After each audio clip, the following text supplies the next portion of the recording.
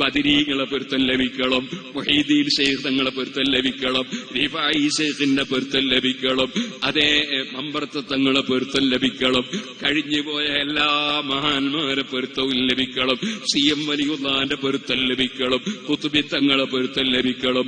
ഖുത്ബി തങ്ങളുടെ ആണ്ട് നടക്കുന്ന സമയമാണ്, അതുപോലെ CM വലിയുള്ളാന്റെ ആണ്ട് നടക്കുന്ന സമയമാണ്. എന്തിനാണ് ഫാത്തിഹ ഓതുന്നത്, എന്തിനാണ് യാസീൻ ഓതുന്നത്, എന്തിനാണ് ഭക്ഷണം കൊടുക്കുന്നത്, എന്തിനാണ് ജനങ്ങൾ ഒഴുകിയെത്തുന്നത്? അവരെ പൊരുത്തം കിട്ടണം. ആ പൊരുത്തത്തിലൂടെ റബ്ബിന്റെ പൊരുത്തം ലഭിക്കണം. അതല്ലേ സുഹൃത്തുക്കളെ, റബ്ബിന്റെ പൊരുത്തം ലഭിക്കാൻ പൊരുത്തം കിട്ടേണ്ടവരെ പൊരുത്തമൊക്കെ കിട്ടണം. ബാപ്പ ഉമ്മാന്റെ പൊരുത്തമില്ലാതെ അള്ളാന്റെ പൊരുത്തം കിട്ടൂല, ഉസ്താദുമാരെ പൊരുത്തമില്ലാതെ റബ്ബിന്റെ പൊരുത്തം കിട്ടൂല. സാലിഹീങ്ങളായ ഹക്കിന്റെ മേൽ ഉറച്ചു നിൽക്കുന്ന ഉസ്താദുമാരാണോ, അവരെ പൊരുത്തമില്ലാതെ അള്ളാന്റെ പൊരുത്തം കിട്ടൂല. ഔലിയാക്കളെ പൊരുത്തമില്ലാതെ മുഅ്മിനീങ്ങൾക്ക് രക്ഷ കിട്ടൂല. അപ്പൊ സാലിഹീങ്ങളെ സ്നേഹിക്കുന്നത്, അവരുമായി ബന്ധപ്പെടുന്നത് നമുക്ക് പേരെടുക്കാനല്ല, ഞാൻ CM വലിയുള്ളാന്റെ സ്വന്തം ആളാണെന്ന് പറയാനല്ല, ഞാൻ CM വലിയുള്ളയുമായി വലിയ ബന്ധമാണ് എന്ന് പറയാനല്ല, അള്ളാഹുവിന്റെ പൊരുത്തത്തിനു വേണ്ടി, അവരെ പൊരുത്തം കിട്ടാൻ വേണ്ടി അവരെ മദ്ഹ് പറയുക, അവരെ മഹത്വം പറയുക. അത് പറയുമ്പോൾ തന്നെ സൂക്ഷ്മതയോടെ പറയുക, സൂക്ഷ്മതയോടെ കൈകാര്യം ചെയ്യുക. അങ്ങനെ അള്ളാഹുവിന്റെ പൊരുത്തത്തിനു വേണ്ടി മഹാന്മാരെ പൊരുത്തം ലഭിക്കൽ ആവശ്യമാണ്. ആ പൊരുത്തം ലഭിച്ച മഹാന്മാർ, അവരെ സ്വഭാവമാണ് ഖുർആൻ പറയുന്നത്. അതേ അല്ലാഹു ബസീറും ബിൽ ഇബാദ്, അല്ലാഹു അവന്റെ ഇഷ്ടദാസന്മാരെ കുറിച്ച് നന്നായി അറിയുന്നവനാണ്. അവരെ സ്വഭാവം എന്താണ്? അല്ലദീന യഖൂലൂന റബ്ബന, അവർ അല്ലാഹുവിനോട് പ്രാർത്ഥിക്കുന്നവരാണ്. റബ്ബന റബ്ബന എന്ന് പറഞ്ഞ് പ്രാർത്ഥിക്കുന്നവരാണ്. പ്രാർത്ഥിക്കുമ്പോൾ മഹാനായ ശൈഖുനാ സുൽത്താനുൽ ഉലമ പലപ്പോഴും ശിഷ്യന്മാരായ ഞങ്ങളോട് പറയാറുണ്ട്, അല്ലാഹുവിന്റെ അസ്മാഉൽ ഹുസ്ന വിളിച്ചാണ് ദുആ ചെയ്യേണ്ടത്. റബ്ബേ, റഹ്മാനെ, റഹീമേ, അല്ലാഹ് ഇങ്ങനെയൊക്കെ വിളിച്ചാണ് ദുആ ചെയ്യേണ്ടത്. തമ്പുരാനെ അങ്ങനെ പറയണ്ടെന്ന് ഉസ്താദ് പലപ്പോഴും പറയാറുണ്ട്. കാരണം അത് അസ്മാഉൽ ഹുസ്നയിൽ ഉള്ളതല്ലല്ലോ. അപ്പൊ അല്ലാഹുവിന്റെ അസ്മാഉൽ ഹുസ്നയുണ്ടല്ലോ, ഫലില്ലാഹിൽ അസ്മാഉൽ ഹുസ്ന ഫദ്ഉഹു ബിഹാ. അതുകൊണ്ട് ഒരാൾ തമ്പുരാനെ എന്ന് പറഞ്ഞു പോയാൽ അയാൾ വലിയ കുറ്റക്കാരനാണെന്ന് വിധിക്കണ്ട, അത് ഹറാമാണെന്ന് പറയണ്ട. അതേ സമയത്ത് അല്ലാഹുവിന്റെ പേരുകളുണ്ടല്ലോ, അസ്മാഉൽ ഹുസ്ന, ആ അസ്മാഉൽ ഹുസ്ന വിളിച്ചുള്ള ദുആയാണ് ഏറ്റവും നല്ല ദുആ. റബ്ബന, ഞങ്ങളുടെ റബ്ബേ. അതിനർത്ഥം എന്താണ്? ഞങ്ങളെ സൃഷ്ടിച്ച് പോറ്റി വളർത്തുന്ന റബ്ബേ. ഇന്നനാ ആമന്ന, ഞങ്ങൾക്ക് നിന്റെ മുമ്പിൽ പറയാനുണ്ടൊരു കാര്യം. അതെന്താണ്? ഇന്നനാ ആമന്ന, ഞങ്ങൾ മുഅ്മിനീകളാണ്, ഞങ്ങൾ നിന്നിൽ വിശ്വസിക്കുന്നവരാണ്, നിന്റെ ഹബീബായ നബിതങ്ങളിൽ വിശ്വസിക്കുന്നവരാണ്, ആ ഹബീബായ നബികൾ കൊണ്ടുവന്ന മുഴുവൻ വിഷയവും വിശ്വസിക്കുന്നവരാണ്. ഇന്നനാ ആമന്ന, ഞങ്ങൾ നിശ്ചയം വിശ്വസിച്ചവരാണ്. ആ ഈമാൻ മുൻനിർത്തിയാണ് നിന്നോട് ഞങ്ങൾക്ക് ചോദിക്കാനുള്ളത്. ഫഗ്ഫിർ ലനാ ദുനൂബനാ, ഞങ്ങളൊരു നല്ലവരാണെന്ന് അവകാശവാദമുള്ളവരല്ല, ഞങ്ങളെ തെറ്റുകുറ്റങ്ങളൊക്കെ നീ മാപ്പാക്കണേ. വഖിനാ അദാബന്നാർ, നീ നരകം പടച്ചു വെച്ചിട്ടുണ്ട്, സ്വർഗവും പടച്ചു വെച്ചിട്ടുണ്ട്, നരകത്തിൽ കുറെ ആളുകളെയും പടച്ചു വെച്ചിട്ടുണ്ട്. ആ നരകത്തിൽ ഒരു സെക്കൻഡും കഴിയാൻ ഞങ്ങളെ കൊണ്ട് സാധിക്കൂല. അതുകൊണ്ട് നരകശിക്ഷ ഞങ്ങൾക്ക് കാക്കണേ എന്ന് റബ്ബിനോട് പ്രാർത്ഥിക്കുന്നവർ, അവരാണ് അല്ലാഹുവിന്റെ ഇഷ്ടദാസന്മാരായ അടിമകൾ. അവരുടെ ജീവിത ശൈലി എന്താണ്?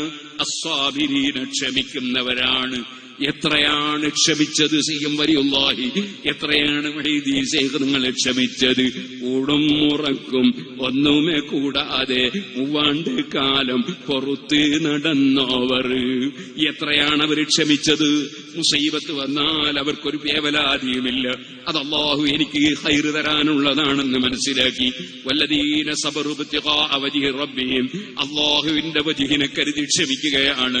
ഒരു കംപ്ലൈന്റും പടച്ചവനെ കുറിച്ച് അവരൊന്നും തന്നില്ലെങ്കിലുമില്ല, തന്നാലുമില്ല. എന്ത് മുസീബത്ത് തന്നാലും ഏത് നിഅമത്ത് തന്നാലും എന്റെ റബ്ബ് തന്നതല്ലേ എന്ന നിലക്ക് സംതൃപ്തിയാണ്. വല്ലദീന സബറു ഇബ്തിഗാഅ വജ്ഹി റബ്ബിഹിം, അങ്ങനെ റബ്ബിന്റെ പൊരുത്തം കരുതി ക്ഷമിക്കുന്നവർ, അവർക്ക് ഫർളുകൾ കൃത്യമായി എടുക്കുന്നതിന് യാതൊരു മടിയുമില്ല, അതിലവർ ക്ഷമിച്ചു നിൽക്കുകയാണ്.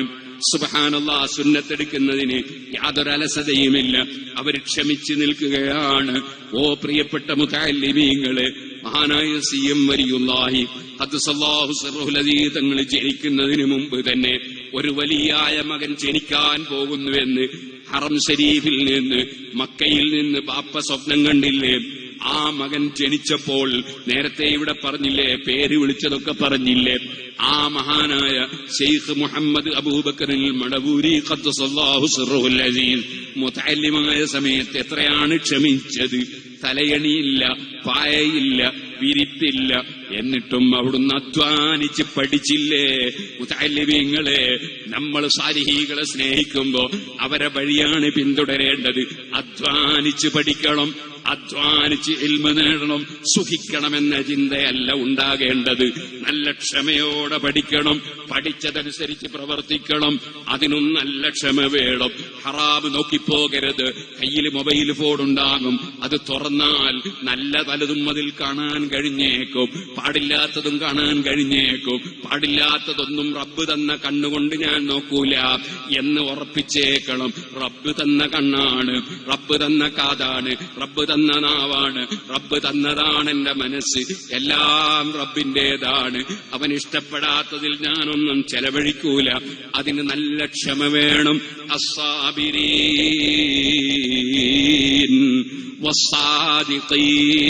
വസ്സാദിഖീൻ,